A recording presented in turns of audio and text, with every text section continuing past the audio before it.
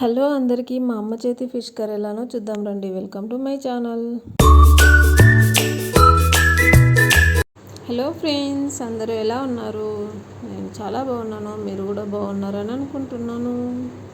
ఈరోజు మా మమ్మీ చేతి చేపల పులుసు ఎలానో తెలుసుకుందాం రండి. ఒక వెడల్పు లాంటి బౌల్ తీసుకొని అందులో ఆయిల్, ఆనియన్, పుదీనా, కొంచెం 2 పచ్చిమిర్చి వేసుకొని బాగా ఫ్రై చేసుకోవాలి.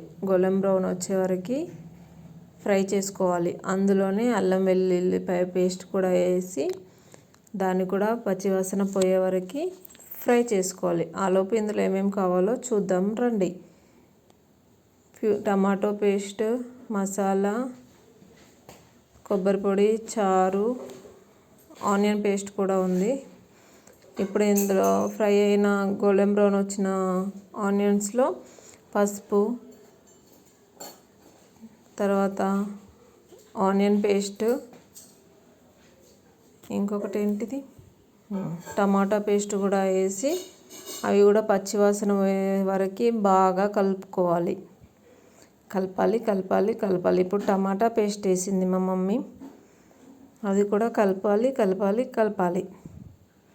నాకు అదే చెప్పింది, నువ్వు కలుపు నేను వేస్తాను. ఇప్పుడు గరం మసాలా పౌడర్ వేయాలి.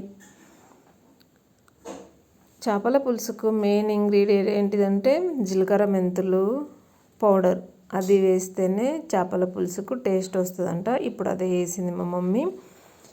అందులోనే కొంచెం మసాలా పొడి కూడా వేసుకోవాలి. ధనియాల పొడి మెయిన్, అది మర్చిపోవద్దు. ఇప్పుడు వేస్తుంది మా మమ్మీ ధనియాల పొడి.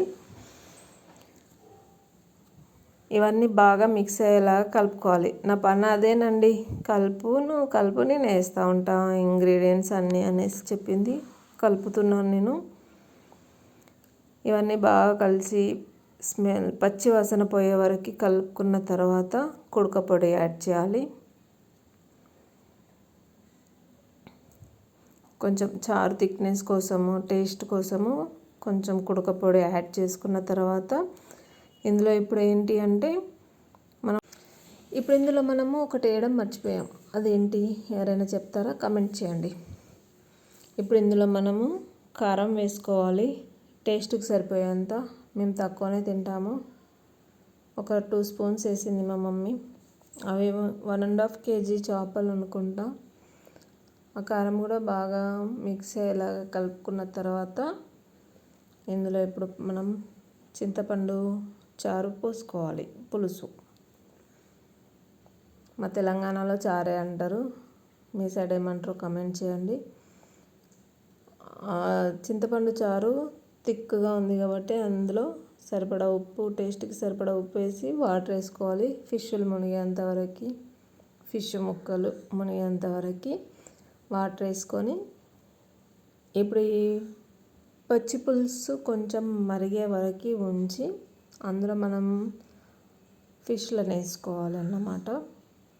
ఆ ఫిష్లను వేసిన తర్వాత కలపడం ఉండదంట. అందుకే ఒకసారి బాగా కలిపిన తర్వాత ఫిష్ ముక్కలు వేయమని చెప్పింది మా మమ్మీ. వస్తుంది ఫిష్ ముక్కలు కూడా.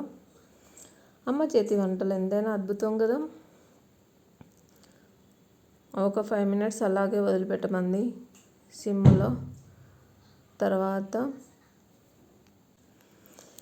తర్వాత అది కొంచెం చేపల పులుసును పీల్చుకొని ఉడికే వరకు ఉంచాలని చెప్పింది. తర్వాత టేస్ట్కి కొత్తిమీర కూడా యాడ్ చేయమని చెప్పింది. అది నేను యాడ్ చేసేది. కొంచెం చారు అదే ఫిష్లకి పట్టేంతవరకు మసిలిన తర్వాత గుమగుమలాడే చేపల పులుసు రెడీ. ఈ వీడియో కనుక మీకు నచ్చినట్టయితే లైక్ చేయండి, కమెంట్ చేయండి, సబ్స్క్రైబ్ చేయడం మర్చిపోకండి. ఓకేనా? అలా లైట్గా కలపాలంట. బాగా కలిపితే ఇరిగిపోతాయని చెప్పింది. అక్కడ ఒకసారి మాడకుండా కలపమన్నది మా మమ్మీ. నేను అలాగనే కలుపుతున్నా. కొంచెం జిస్ట్ తీయాలంట. చేపలు ఎక్కడి నుండి వస్తాయో తెలియదు కదా, దానికోసం జిస్ట్ తీసింది. ఇప్పుడు తినడం రెడీ. ఈ వీడియో మీకు నచ్చినట్టయితే లైక్ చేయండి.